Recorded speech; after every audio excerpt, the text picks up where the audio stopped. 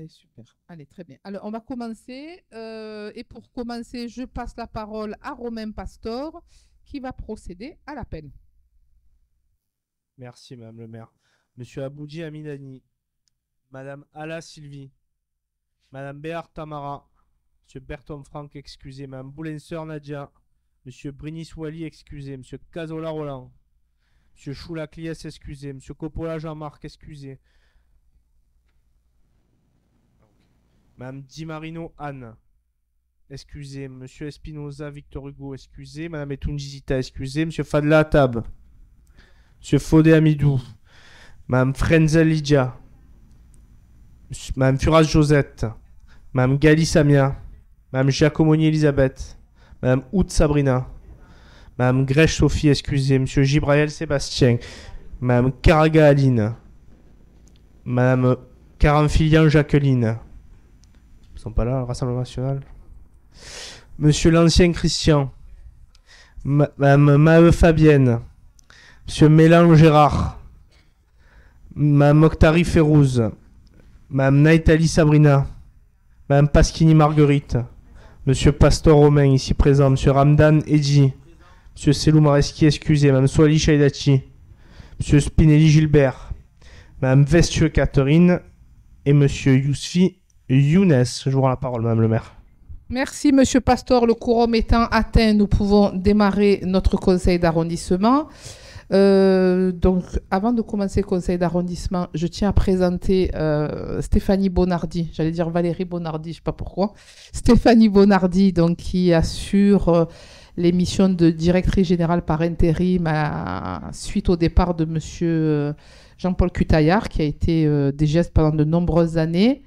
Et bien sûr, qui fait valoir ses droits à la retraite. C'est la raison pour laquelle voilà, il a après une longue activité, donc il mérite largement sa retraite. Donc il a décidé de partir à la retraite, parce que c'était le moment, tout simplement.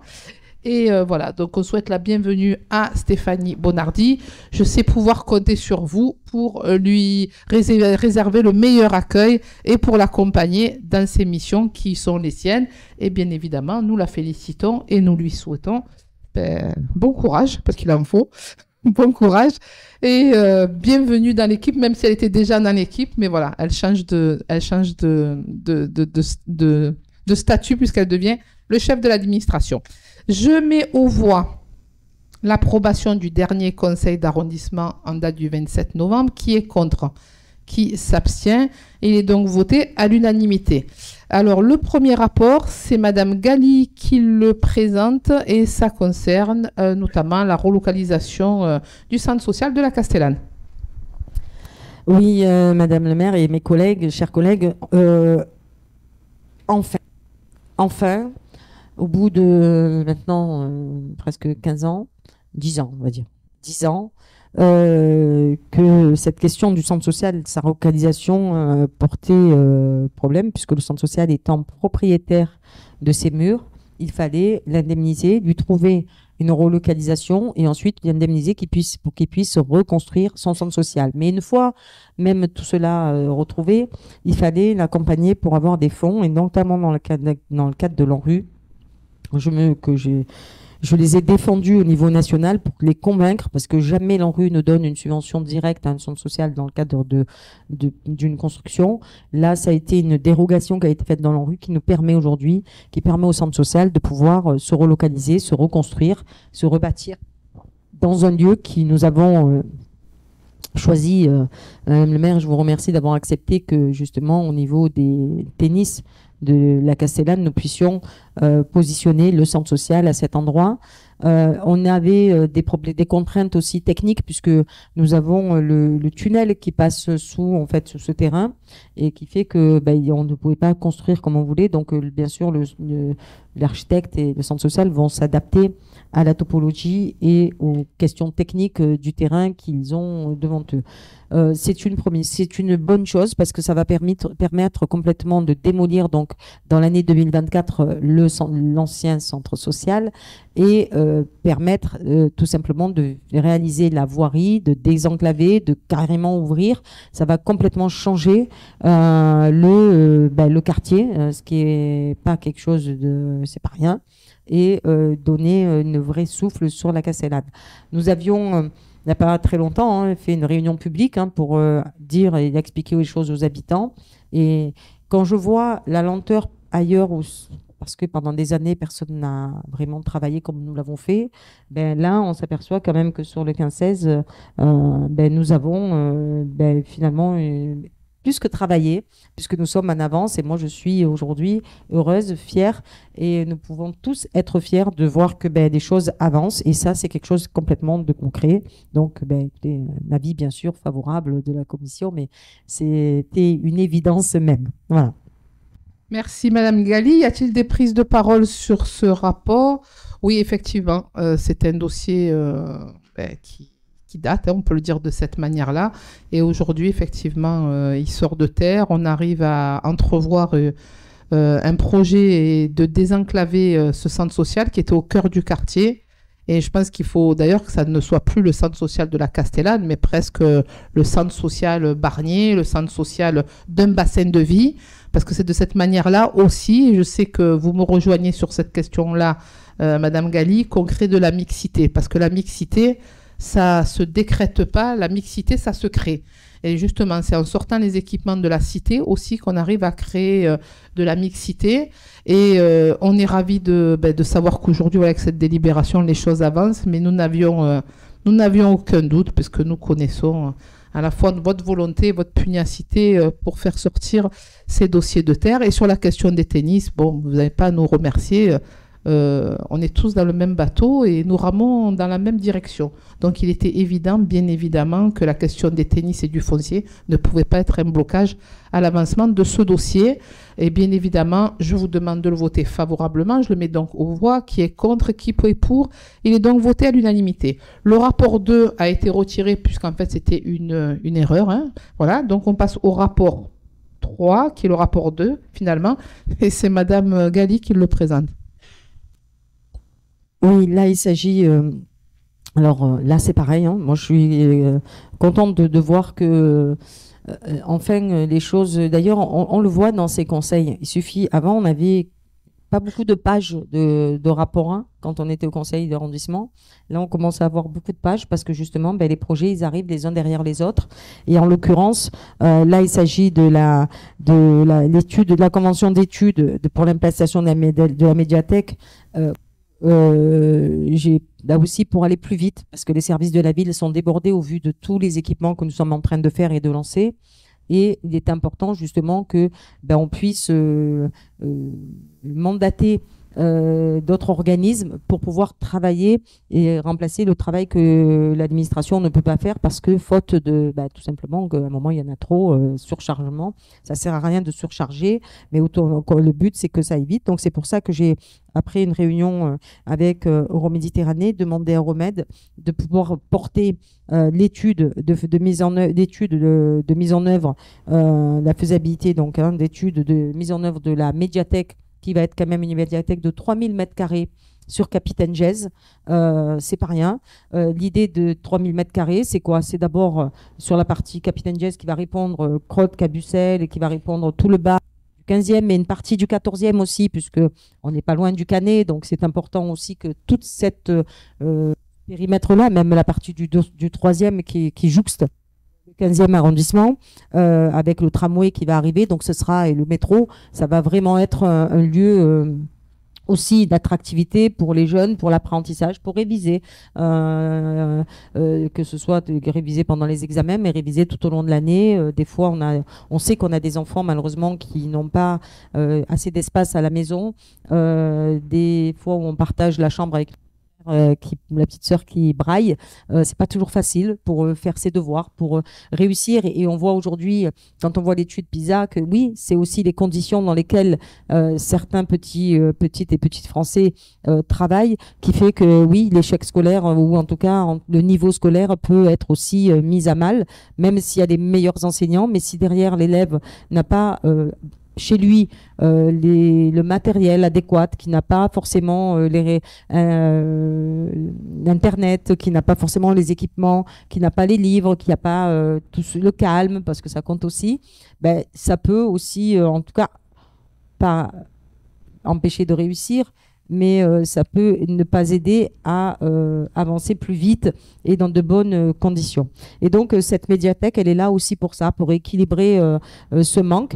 Je sais que ce sera cher à ma collègue Fabienne Maheu, qui je sais combien elle est attachée à tout cela, et je partage l'attachement qu'elle porte et les valeurs qu'elle porte au niveau éducatif. Mais au-delà des écoles que nous remettons en selle, ce qui est important, c'est que cet équipement, il va aussi apporter quelque chose au quartier, puisque on aura l'occasion, Madame la maire, et on aura l'occasion d'organiser des réunions de concertation pour savoir exactement ce que veulent aussi les gens. Est-ce qu'on fait un amphithéâtre qui permet aussi d'avoir, pourquoi pas, demain, des petits spectacles. On peut avoir aussi un équipement qui soit dédié à la culture urbaine. Il peut y avoir plein de choses, et je dirais que c'est la population qui va nous aider aussi à réfléchir à ce qu'on pourrait avoir. Voilà. Donc, ce que je voulais dire, c'est que sur Capitaine Gèze et sur la partie justement des crottes, Cabucel, vous verrez qu'il y a encore d'autres projets qui vont avancer. Bon, l'école des fabriques, c'est termine, qui sera livrée en septembre 2014. 14, n'importe quoi, 24. Ouais, non, je vais rajeunir, ouais, c'est ça, 2024. Merci. On a la première pierre de l'école de Provence, parce que ça montre justement, quand on a une école prestigieuse, privée certes, mais prestigieuse à Marseille comme Provence, ça montre aussi que le lycée international, là aussi, parce que de la maternelle au lycée, ce sont aussi des choses qui vont nous tirer vers le haut. L'école Zimmermann, qui est l'école du numérique, qui 3000 élèves quand même, qui seront chaque année formés au métier du numérique. La MMA, cher à votre cœur, Madame la maire, qui, ça y est, les choses sont lancées pour que enfin nous puissions avancer. Une crèche, un gymnase, voilà. On est vraiment sur un territoire où on a commencé les équipements quasiment en même temps que les constructions. Ce qui est rare. D'habitude, ils font les constructions. Ils faisaient les constructions après les équipements. Là, on fait d'abord les équipements. Ce sera lancé. Donc, le fait de passer par Euromède, c'est aussi pour pouvoir tout simplement avancer, faire en sorte que nous aurons l'occasion, avec Jean-Marc Coppola, bien sûr, que j'associe avec la médiathèque, puisque lui, à travers la culture, et moi, à travers l'ANRU, c'est deux projets qui se complètent. Voilà, c'est ensemble. Mais en tout cas, on aura la chance, Madame la maire, de l'inaugurer, de déposer la première pierre avant 2026, ça c'est sûr.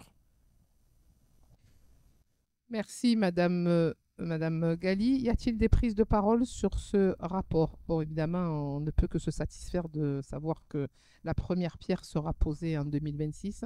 On part de loin, avant 2026, ou plus tard 2026. Et effectivement, on part de très loin sur la question de la médiathèque, parce que, pour ceux qui avaient siégé avec moi en son temps dans ce conseil d'arrondissement, je vous rappelle que nous n'avions que 400 mètres carrés de livres pour 100 000 habitants. Depuis, nous avons la médiathèque Salim à Toubou, qui est effectivement une médiathèque de 1500 mètres carrés. C'est pour donner justement l'importance de cette médiathèque sur Capitaine Gèze, qui sera donc en capacité, elle sera 2 fois plus grande que celle du plan d'A, de Salim à Toubou. Et effectivement, il y a une vraie nécessité sur ce bassin de vie qui, à horizon 2026, comptera plus de 20 000 habitants de plus. Et vous avez raison, Madame Gali, de dire que pour une fois, nous avons pensé les équipements avant les constructions. Et c'est de cette manière-là qu'il faut penser la ville, et c'est de cette manière-là qu'il faut construire la ville pour nous éviter de nous retrouver dans des situations dans lesquelles nous nous sommes retrouvés dans le secteur. Je fais notamment allusion à Val-Naturéal, où on a construit, et puis après on s'est demandé où allaient être scolarisés les enfants.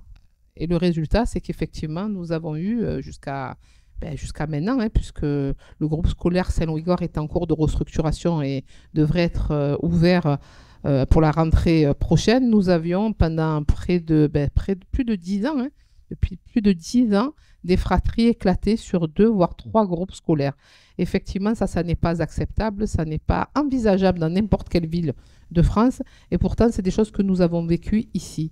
Alors oui, nous félicitons, nous vous félicitons puisque vous siégez au conseil d'administration de Romed, Madame Gali, de cette médiathèque et de tous les équipements qui l'accompagneront, et notamment la MMA, qui sera une MMA qui sera, comment dirais-je, à la hauteur des enjeux du territoire, puisqu'il y aura aussi un centre aéré, ce qui n'était pas le cas précédemment. Alors, oui. Juste qu'elle n'est pas financée par Euromed, hein. C'est financé Ça, bien sûr. Voilà. Ça, vous avez raison de le rappeler, mais effectivement, c'est un équipement qui est financé dans le cadre, effectivement, de la ville de Marseille. S'il y a eu une méprise, au moins les choses, elles sont dites. Voilà, donc voilà, nous aurons effectivement un équipement de 1000 m² sur la MMA qu'on appellera, on verra bien comment, mais sur le bas du 15e, un gymnase, le parc des Égalades aussi, puisque vous parliez d'équipements qui seront partagés avec d'autres arrondissements. Et ce parc, ce sera un parc traversant aussi, avec le 3e arrondissement, le 14e. Et voilà. Et donc, c'est de cette manière-là qu'il faut envisager la ville et c'est de cette manière-là qu'il faut construire la ville. Donc, félicitons-nous collectivement de ce travail qui est fait sur le bas du 15e. Je mets aux voix ce rapport. Qui est contre? Qui s'abstient? Il est voté à l'unanimité. Bon, à mon avis, toutes les délits vont être votés à l'unanimité puisque le Front National, il était déjà élu sans faire campagne, sans faire quoi que ce soit. Maintenant, ils sont élus sans même siéger au conseil d'arrondissement une fois par mois. Mais bon, écoutez, je pense que j'espère que ça interpellera leurs électeurs. Voilà, je l'ai donc mis aux voix, voté à l'unanimité. Le rapport suivant, c'est encore Madame Gali qui le présente. Juste un avis favorable, hein, c'est en fait versement de subventions à Euroméditerranée pour pouvoir justement accompagner tous les projets que nous sommes en train d'en parler. Voilà, toutes les réalisations. Très bien, Madame Gali. Des prises de parole. Je le mets donc aux voix. Qui est contre? Qui s'abstient? Unanimité. Rapport suivant, Madame Gali.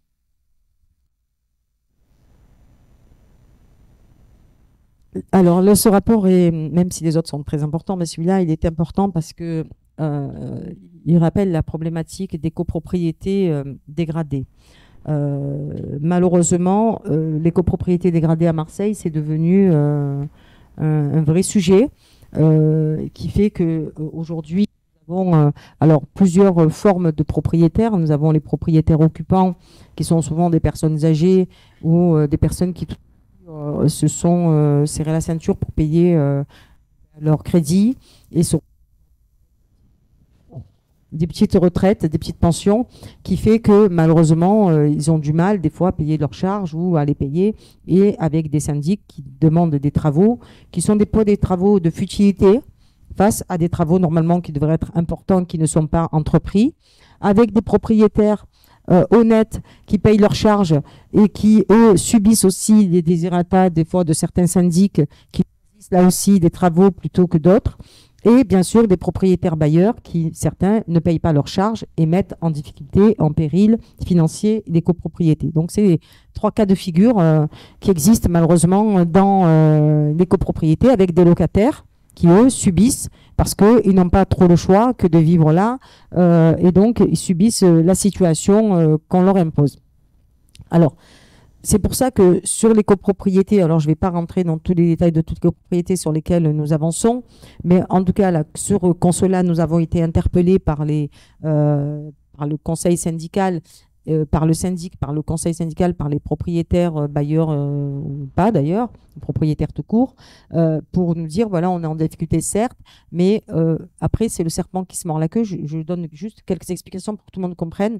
C'est que lorsque vous avez des ascenseurs qui ne fonctionnent plus, ça s'appelle, malheureusement, c'est une mise. Ensuite, on retire l'agrément CAF aux propriétaires parce qu'on considère que toutes les garanties ne sont pas réunies pour pouvoir loger des gens décemment.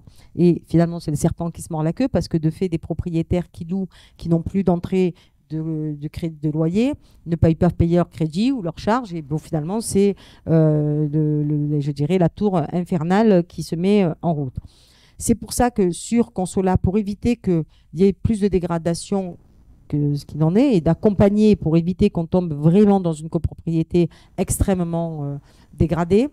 Nous avons là déclenché un financement, enfin passer de 8 à 10%, ça paraît peu, mais enfin, c'est des grosses sommes, hein, mais qui fait que tout simplement, on arrive à 100% du financement des ascenseurs, 100%, ce qui permet tout simplement ces 100% de financement des ascenseurs, de ne pas demander aux propriétaires de pouvoir mettre de l'argent direct, et surtout, ça permet au syndic d'avoir les financements pour pouvoir lancer l'appel auprès des ascensoristes pour qu'ils puissent tout simplement les changer. C'est un changement total d'ascenseur qui va pouvoir remettre et repermettre ensuite à tout à chacun de pouvoir avoir les loyers qui sont versés par la CAF aux propriétaires et essayer de ne plus, et ensuite bien sûr de continuer d'avancer sur la copropriété de Consola. Mais voilà, je tenais à dire ça.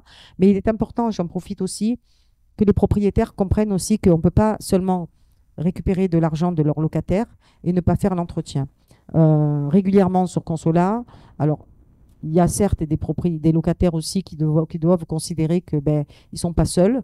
Donc, quand on est chez soi, on ne met pas des chauffages. Et je le dis parce que peut-être que on le voit tous les jours, hein, même dans le centre-ville, des explosions, hein, même dans des quartiers, parce que les gens, comme il fait froid, mettent des chauffages d'appoint, des fois défectueux, des fois pas aux normes, et qui fait que malheureusement, on se retrouve ensuite avec des feux, des incendies, mais un incendie qui peut mettre en péril un immeuble entier, des gens, des centaines de personnes. Donc, oui, il faut que tout le monde comprenne aussi que tout le monde doit faire un effort, que ce soit les propriétaires auprès de ce qu'ils ont à faire, c'est-à-dire payer leurs charges puisqu'ils encaissent des loyers, des locataires qui doivent aussi faire attention à ne pas faire n'importe quoi, pas allumer un barbecue sur le balcon, pas aller faire l'été qui a pu être le cas sur les Borély, voilà, au péril des habitants qui sont dans le quartier. Donc voilà, je tiens à dire ça parce que c'est important, c'est quand même pas rien, c'est l'argent public qui est donné quand même à une structure, à une copropriété, à du privé. On n'est pas sur du logement social, on est sur du privé, même si on a besoin aussi, je le dis, du logement privé pour pouvoir loger malheureusement les demandeurs de logement parce qu'ils sont aussi utiles, les propriétaires, mais il faut que tout le monde comprenne aussi qu'il a sa part de chemin à faire pour qu'on arrive tous à apaiser et à assainir une situation qui peut être critique, mais en tout cas avant qu'elle le soit, en tout cas aujourd'hui, on montre un bel exemple de ce qu'on est capable de faire, ce qui n'a pas été fait aussi par le passé et que nous faisons aujourd'hui. Merci Madame Gali. Des prises de parole sur ce rapport? Madame Hout. Madame Hout, allez-y. Non? Pourquoi?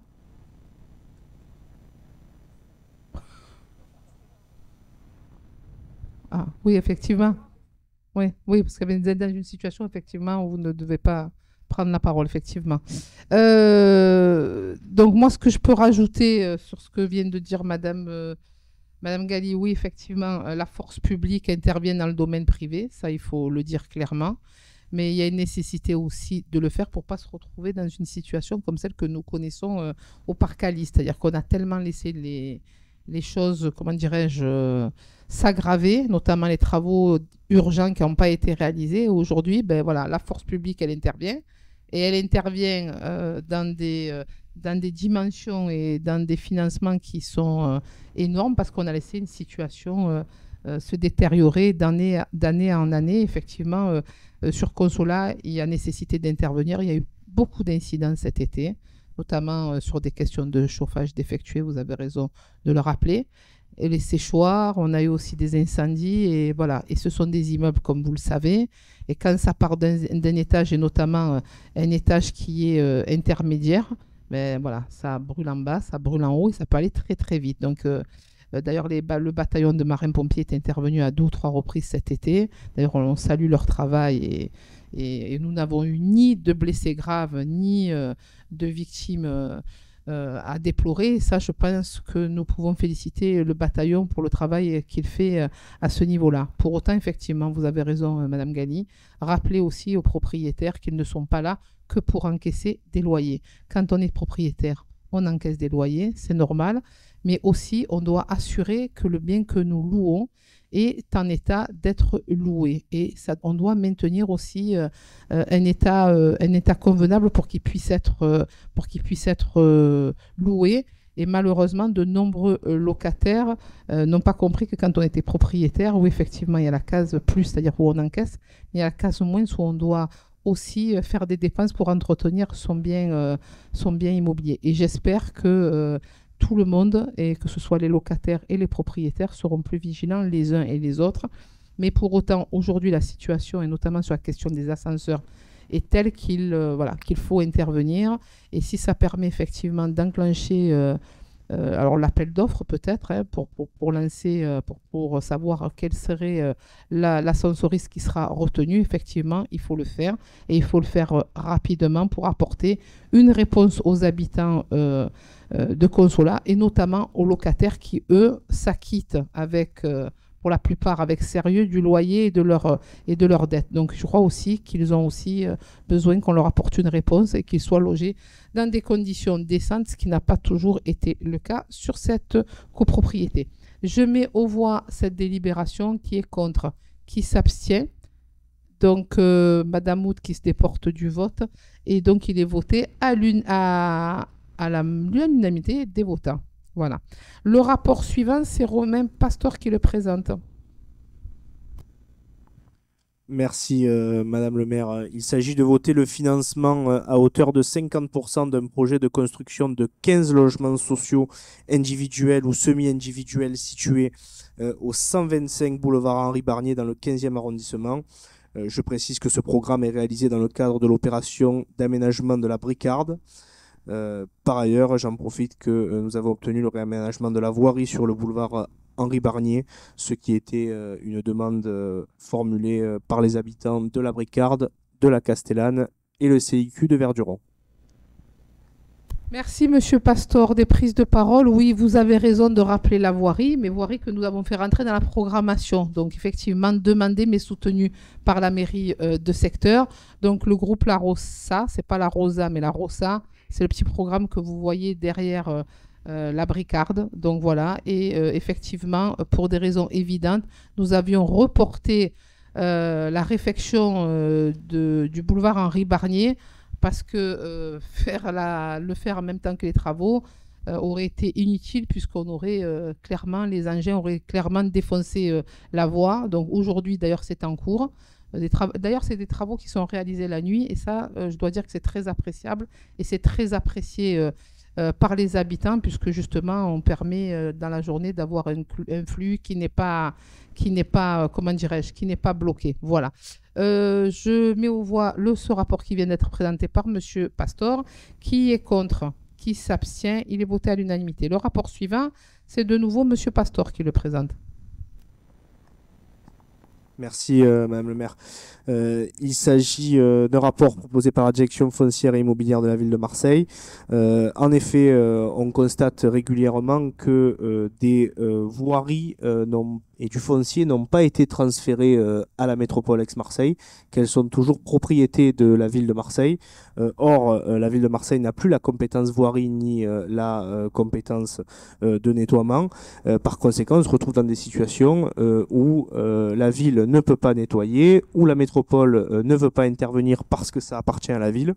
Par conséquent, il y a un travail de recensement qui a été fait, et 458 parcelles de la ville de Marseille ont été identifiées comme devant appartenir à la métropole Aix-Marseille afin qu'elles soient entretenues et nettoyées. Par conséquent, il s'agit d'un rapport qui consiste à les faire transférer à la métropole, et on voit qu'il y en a de nombreuses dans les 15e et 16e arrondissements. Oui, merci, Monsieur Pastor. Des prises de parole sur le rapport qui vient d'être présenté par Monsieur Pastor? Non, effectivement, c'est ce qu'on appelle communément les délaissés. Et donc les délaissés ont retrouvé, on sait maintenant à qui ils appartiennent. Et effectivement, ça sera plus simple pour pouvoir les faire entretenir et nettoyer, puisque pendant très longtemps, on se renvoyait la balle les uns et les autres en disant dans la mesure où ce sont des délaissés, nous n'avons pas à intervenir. Donc, moi, je n'ai pas franchement identifié tout ce que nous avons sur les 458, ce que ça représente. Mais j'espère que nous en avons de nombreux. Oui, monsieur Pastor acquiesce, donc il semblerait que ce soit le cas.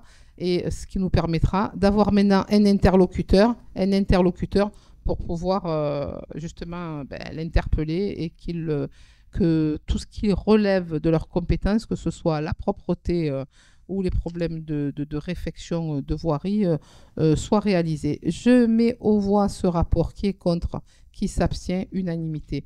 Le rapport suivant, c'est de nouveau monsieur Pastor. Merci. Il s'agit d'un rapport visant à incorporer dans le domaine privé de la ville de Marseille une parcelle située au 124 rue de Lyon dans le 15e arrondissement. Puisqu'aucun héritier ne s'est manifesté depuis plus de 30 ans et qu'aucune taxe foncière n'a été payée depuis plus de 3 ans, comme le permet le Code civil, le maire peut donc prendre un arrêté d'incorporation dans le domaine communal. Je rappelle que cette incorporation, qui n'est pas la première, s'inscrit dans le cadre de l'opération Euroméditerranée visant à créer un mail piétonnier entre le métro Gèze et la rue de Lyon. Et on a pu voir sortir de terre il y a quelques mois une passerelle reliant le métro Gèze à la rue de Lyon. Je précise qu'il s'agit aussi de libérer du foncier dans le cadre de futurs logements et commerces de proximité dans un secteur où nous travaillons également pour voir naître des équipements socio-culturels de qualité, comme l'a dit Madame Gali tout à l'heure, avec la création d'une médiathèque aux abords de Gèze. Merci, monsieur Pastor. Des prises de parole? Non, oui, effectivement. Écoutez, donc on remercie cette famille qui n'a pas réclamé son bien.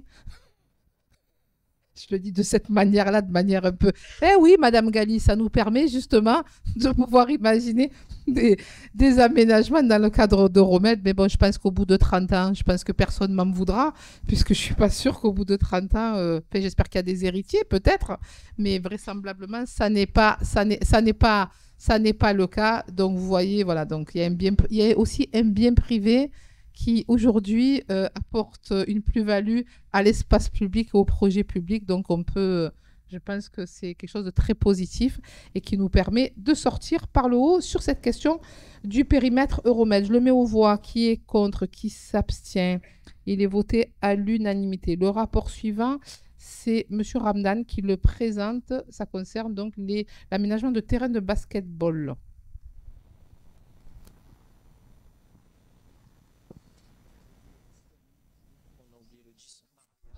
Autant pour moi. Oui, c'est vrai, je m'excuse. Excusez-moi, Madame Frenzel. Groupe Les Verts, j'ai oublié les énergies renouvelables, vous imaginez. Donc, alors, c'est de nouveau Romain Pastor, qui le présente. Merci. Donc, il s'agit d'un rapport, en effet, de la direction de la transition écologique et de l'environnement. Il s'agit d'identifier des zones pour favoriser l'implantation d'installations de production d'énergie renouvelable dans notre secteur. Voilà, Madame le maire. Merci, Monsieur Pastor. Je le mets donc aux voix. Qui est contre? Qui s'abstient? Unanimité. Rapport suivant, Edi Ramdan. Merci. Donc, le rapport suivant, c'est l'aménagement de terrains de basketball sur le territoire, donc sur notre secteur. Donc, approbation de la convention d'exécution du terrain de basket en vue d'une rénovation. Je vous demande d'adopter favorablement ce rapport. Je crois qu'il est fatigué, M. Ramdan. C'est l'intervention de M. Ramdan la plus courte de l'histoire des interventions de M. Ramdan au conseil d'arrondissement. Bon, très bien. Des prises de parole sur ce rapport?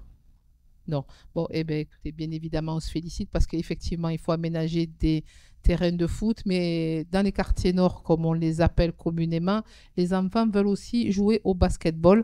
Et bien évidemment, nous ne pouvons que nous en féliciter. Et d'ailleurs, j'en profite pour dire aux élus que ce soir se tient une réunion de concertation au Castellas sur l'équipement de la mairie de secteur, puisqu'il y a encore un espace que nous pouvons aménager. Ça va dans le fil conducteur de ce que vous avez dit, Madame Gali, sur la question de la médiathèque. Il est hors de question d'arriver et de créer des aménagements comme ça, sans concerter les habitants. C'est ce que nous ferons ce soir avec eux et nous verrons avec eux quelle est la position majoritaire qui ressortira sur des aménagements de cet espace. Voilà. Donc, peut-être pas de basketball puisque on vient de voter une délib, donc on verra.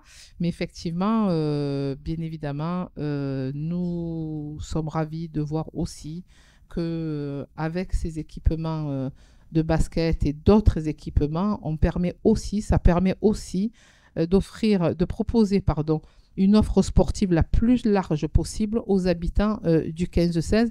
Et c'est ce vers quoi nous essayons de travailler. Voilà, je mets au voie ce rapport. Qui est contre, qui s'abstient, unanimité. Le rapport suivant, c'est Madame Maheu et ça concerne l'extension, la réhabilitation du groupe scolaire de Saint-Louis-Gare. Oui, Madame le maire, vous savez que je suis avec assiduité cette reconstruction. Je dois dire que c'est un chantier très complexe parce qu'il a créé des bâtiments neufs, mais il a aussi réhabilité l'ancienne structure de l'école. Et dans cette situation, sur le plan architectural, c'est compliqué. On avait voté précédemment l'acquisition de la petite maison pour faire un jardin partagé, une possibilité de faire des classes hors les murs.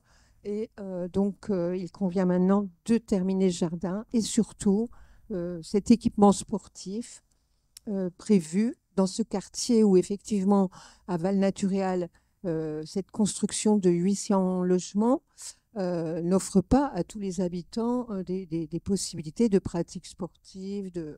Voilà. Donc, on a besoin d'augmenter l'enveloppe parce que les aléas de la construction et les indices ont augmenté et que si on veut aboutir à un complexe scolaire de qualité et au profit des familles et des enfants, il convient de voter donc cette augmentation d'1 200 000 €, toutes taxes comprises. Et ça portera donc le coût de la construction à environ 17 millions d'euros, ce qui est tout à fait raisonnable pour une construction aussi complexe que celle-ci.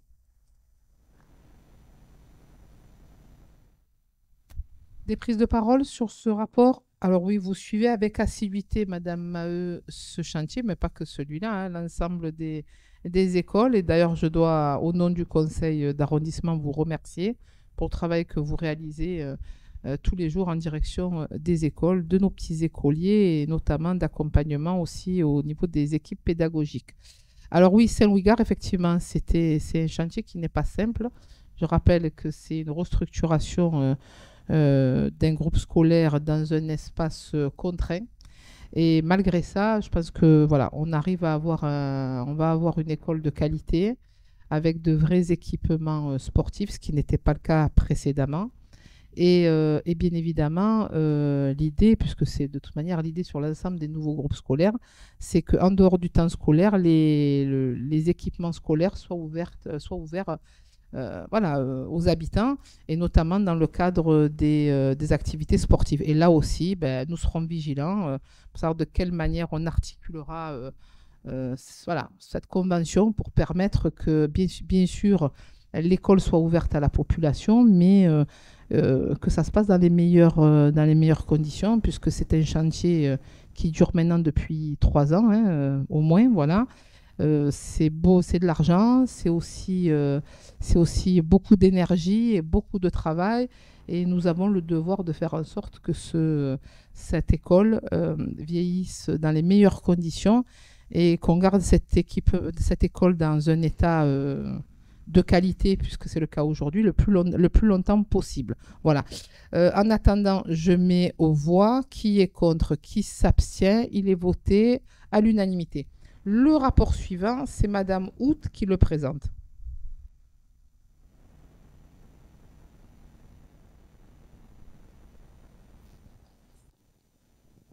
Oui, bonjour. Donc, le rapport numéro 13, il s'agit de l'approbation d'une première répartition aux associations ou organismes culturels au titre des subventions 2024. Approbation de 11 avenants. Donc, la participation de la ville s'est levée à 50% du plan de financement. compte tenu de la diminution de la contribution financière du Centre national de la musique, le coût total de la dépense a été revu à la baisse et une modification de la ventilation du plan de financement s'avère nécessaire, induisant une augmentation du pourcentage de la participation de la ville de Marseille, sans modifier le montant de sa contribution. Je vous demande un avis favorable. Merci, Madame Hout. Y a-t-il des prises de parole sur ce rapport? Je le mets donc aux voix. Qui est contre? Qui s'abstient? Il est donc voté à l'unanimité. Le rapport suivant, c'est M. Pastor qui le présente.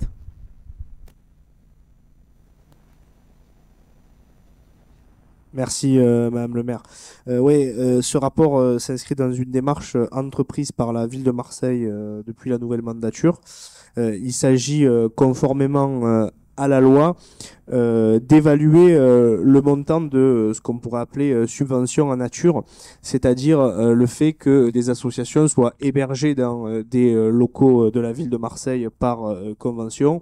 Et le but de ce rapport, c'est d'émettre finalement un coût qui évaluait finalement la charge qui serait prise en charge par la ville due à ces conventions signées avec des associations qui soit sont hébergées gracieusement, soit à tarif réduit pour réduire leurs coûts et leur permettre de continuer leurs activités. Donc ça peut être à la fois des associations culturelles comme des théâtres hébergés dans des locaux de ville, comme des centres sociaux ou encore des associations sportives. Je pense notamment aux Algeco sur les clubs de boules, sur les terrains de boules, etc.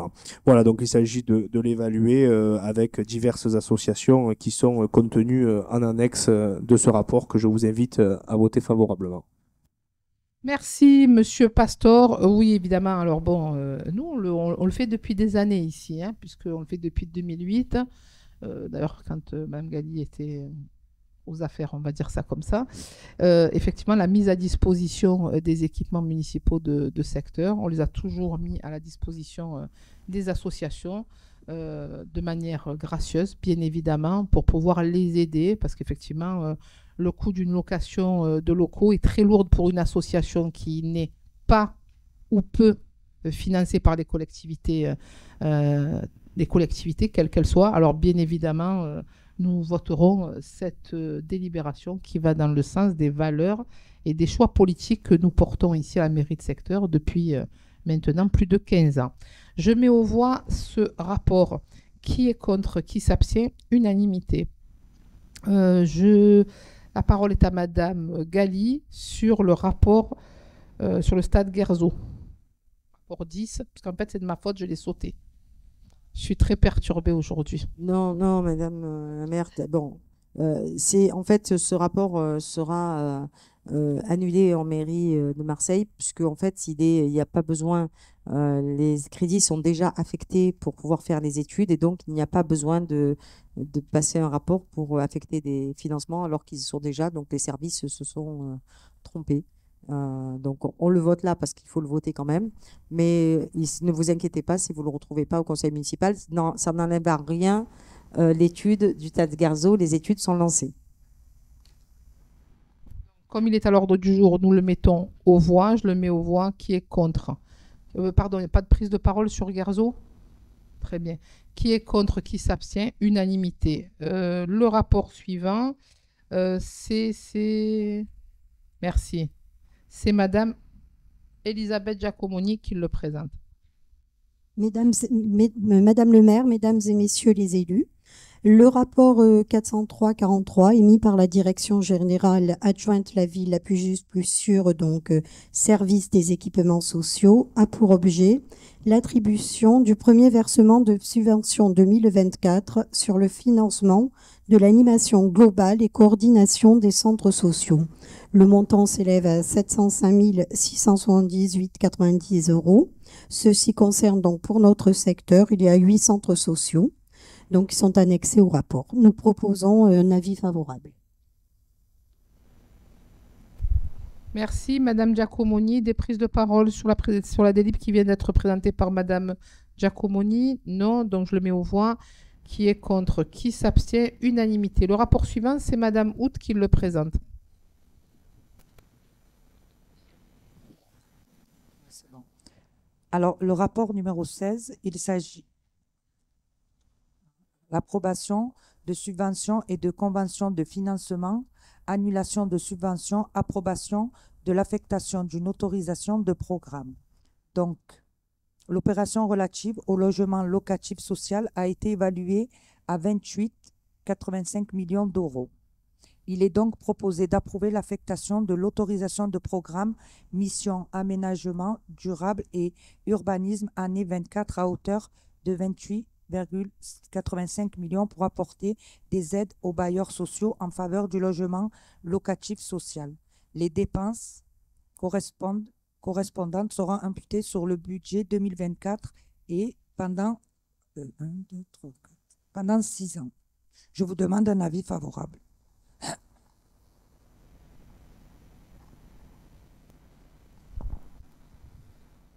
C'est bon, Madame Hout, merci.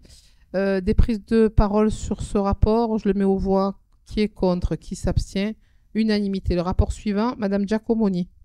Madame le maire, mesdames et messieurs les élus, donc le rapport 403-74 émis par la direction générale adjointe la ville des petites Marseillaises et des petits Marseillais, donc qui est la direction de la petite enfance, a pour objet donc l'attribution de subventions à des associations œuvrant dans le domaine de la petite enfance et approbation des conventions 2024.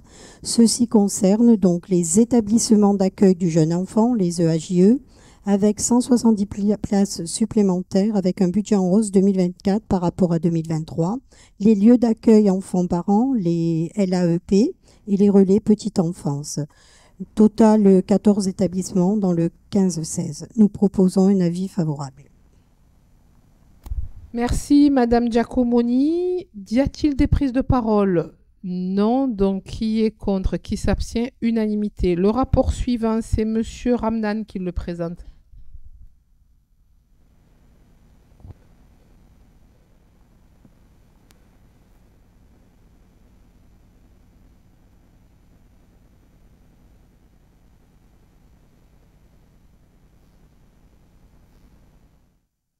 Monsieur Cazola, ne critiquez pas les micros du 15-16. Tant que nous avons des micros dans le 15-16, tout va bien. Et même si nous n'en avons pas, nous avons la voix qui porte assez fort pour nous en passer. Monsieur Ramdan.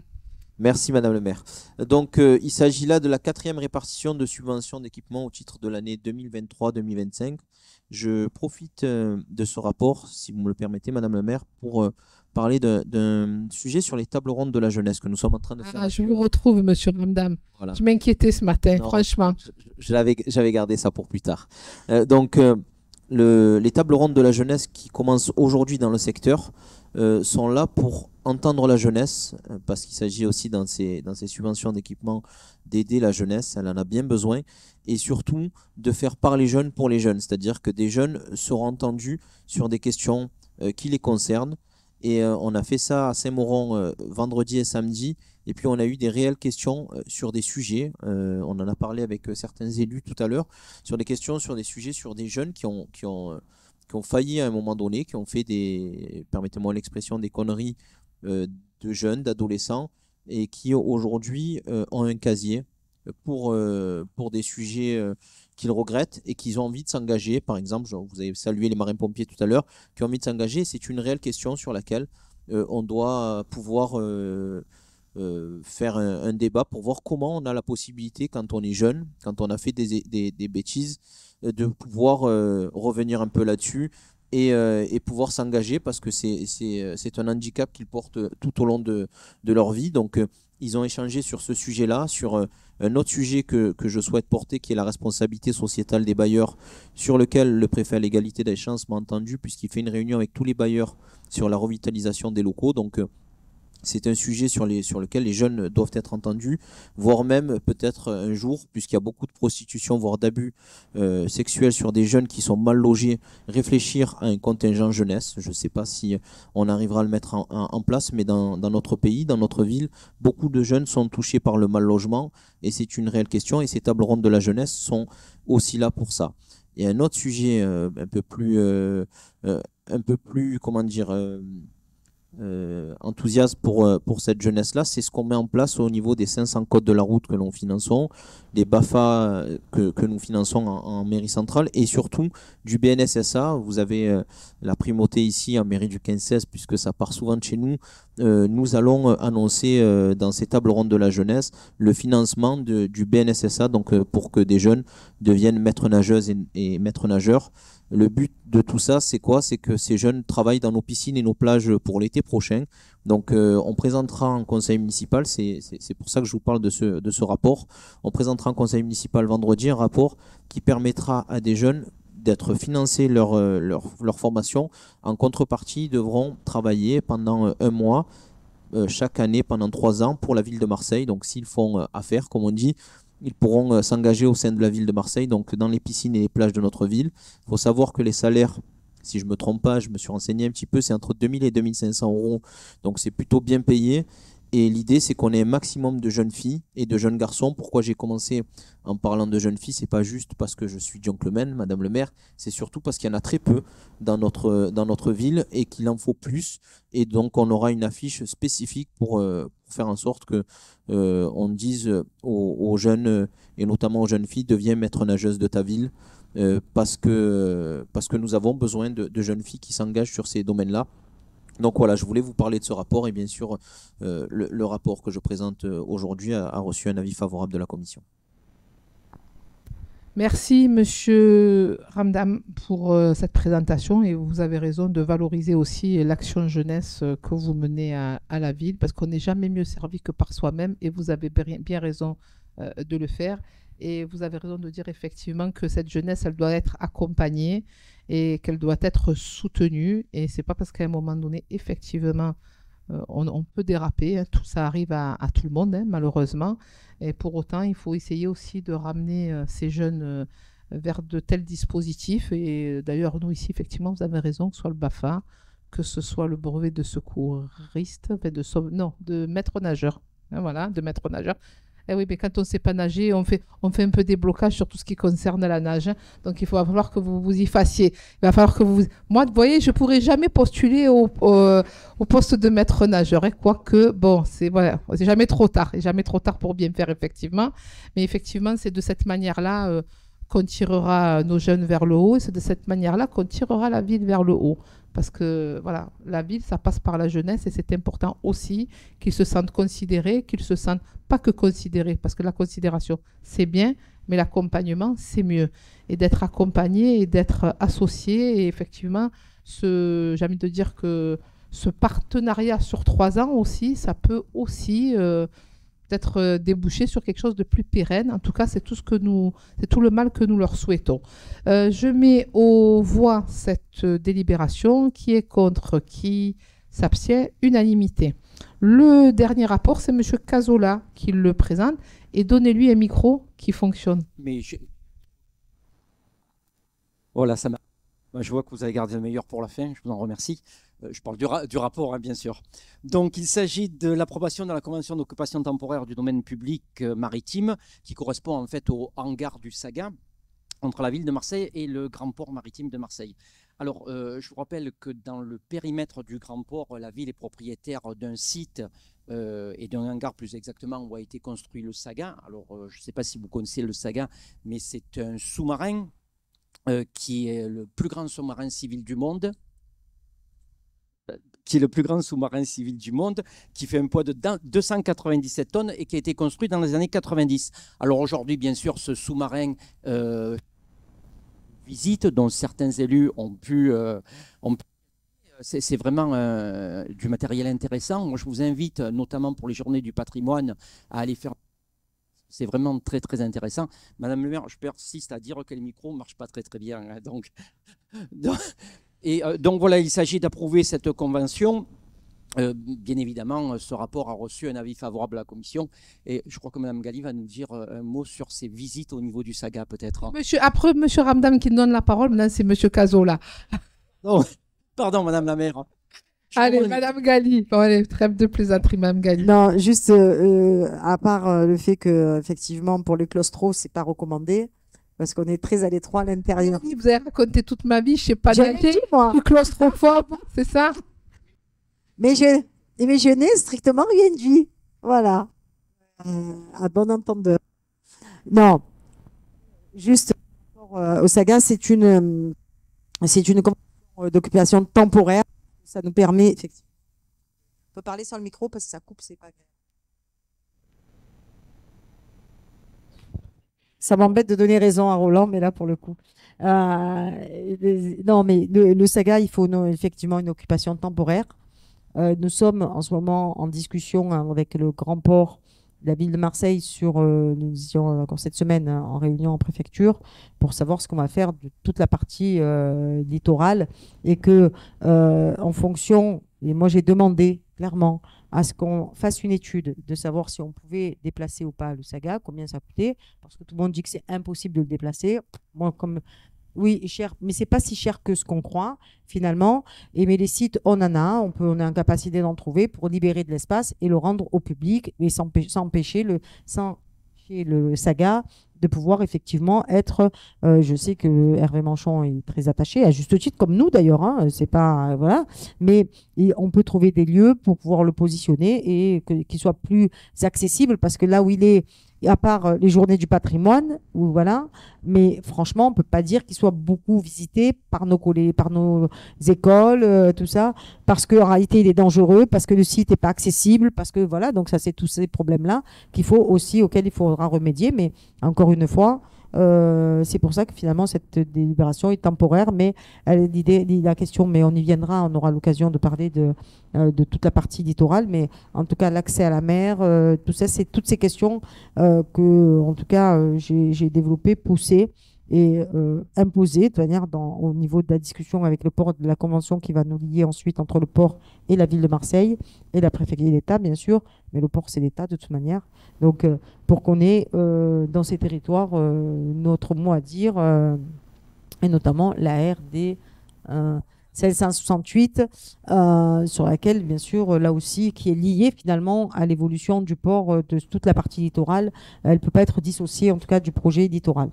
Voilà ce que je voulais dire, mais bon effectivement là on est sur quelque chose de temporaire et si c'est temporaire c'est parce que justement on travaille à la suite. Merci Madame Galli. Et oui, effectivement, vous avez raison de dire qu'il faut libérer cet espace parce qu'effectivement, le Saga, c'est très bien, mais libérer l'espace, c'est quand même mieux, effectivement. Ça ne veut pas dire qu'on le met aux oubliettes, le Saga, effectivement. Je pense qu'il faut lui trouver un endroit plus approprié. Plus vous me dites qu'il est dangereux, vous voulez me faire visiter alors que je suis claustrophobe, un sous-marin dangereux, je vois très bien où vous voulez en venir, monsieur Roland Cazola. C'est noté, je ferai gaffe. Je ferai attention, mais effectivement, et au-delà du Saga, et vous l'avez évoqué, Madame Galli, c'est toute la question du Grand Estac sur lequel il faut avoir une réflexion. Et la colonne vertébrale de ce Grand Estac, c'est la RD 568. Parce que tant qu'on ne réglera pas la question de cet accès, qui est quand même une voie d'entrée sur Marseille, il faut le rappeler, c'est pas juste... parce qu'on a l'impression que c'est juste une route dans le secteur. Non, c'est une voie d'entrée sur Marseille. Je pense notamment à ceux qui viennent de l'extérieur de Marseille, le Rove et autres. Voilà. Et il faut avoir une réflexion autour de la RD 568, qui devait d'ailleurs, je le rappelle, passer à la métropole en avril pour que ça devienne une voie urbaine. Et au moment où nous parlons, toujours rien. Alors, donc, je pense que les Marseillais, les habitants, en ont assez de ces postures politiciennes, qu'il faut avancer sur la question du Grand Estac, que les enjeux sont forts en termes de mobilité, en termes économiques aussi, parce qu'effectivement, libérer le Saga, enfin, l'emplacement sur le Saga, ça permettrait aussi de se projeter sur des activités qui sont plus familiales et balnéaire, et sur la question de Somati, renvoyer la question économique. C'est de cette manière-là, d'ailleurs, que je pense que de ce point de vue-là, on est tous d'accord, mais faut-il encore avancer? Et pour avancer, je rappelle quand même que c'est pas que j'ai pas fait une obsession sur la RD 568, mais je rappelle quand même que depuis juillet 2021, où nous avons rejeté la demande d'aménagement parce qu'on considérait qu'elle n'était pas à la hauteur des enjeux, surtout qu'elle ne prenait pas en compte la concertation de 2016, où, notamment sur la question de la voie de bus, sur la question des pistes cyclables, sur les trottoirs. Voilà. Non, mais je le précise parce que les aménagements, il y a aménagement et aménagement, monsieur Cazola. Alors, il y a des moments, il faut être un peu plus précis. Permettez-moi d'être un peu insistante, mais je pense que c'est important de le dire. C'est important de le dire dans cette manière-là. Et depuis juillet 2021, alors que nous avons eu des réunions avec le département, avec des réunions entre le département, la métropole et la mairie de secteur, donc ça fait plus de 2 ans, on ne nous a pas proposé un nouvel aménagement sur cette RD 568. Alors, il y a ceux qui pensent tous les matins à 2026 et savoir comment ils peuvent être élus. Et puis, il y a ceux qui travaillent. Donc, nous, on préfère être ceux qui travaillons et avançons sur cette question-là. Et c'est ce qu'attendent les Marseillais de notre part. Je parle des Marseillais parce que la question de la RD 568, arrêtons de ramener cette route à l'échelle du territoire. C'est une voie d'accès à l'échelle de la ville. Et donc, les Marseillais attendent de nous que nous apportons des réponses sur ces questions d'aménagement, sur cette question de porter des projets, je le rappelle, à l'échelle du territoire, mais aussi à l'échelle de la ville. Et voilà. Et j'espère que les choses vont aller un peu plus vite. Alors oui, effectivement, moi, le Saga ne me manquera pas parce que je n'irai pas le visiter. Non, mais là, c'est une boutade.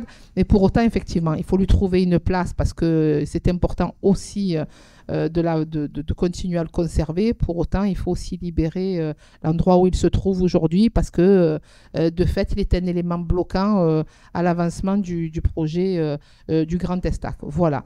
Je mets aux voix ce rapport. Qui est contre, qui s'abstient, unanimité. Aujourd'hui, c'est bien, il n'y a pas d'opposition. Déjà qu'elle n'était pas brillante, l'opposition, mais alors, aujourd'hui, non, on ne va pas s'en plaindre, vous avez raison. Mais c'est bien que les habitants l'entendent aussi, Madame Gali. Hein, voilà, nous, on les connaît. Voilà, donc, là, le conseil, donc, on arrive au bout, hein, donc, je lève la séance. Par contre, j'en profite pour vous rappeler, et j'en profite aussi puisque c'est filmé pour que les habitants qui nous regardent, et ils nous regardent lors des conseils d'arrondissement.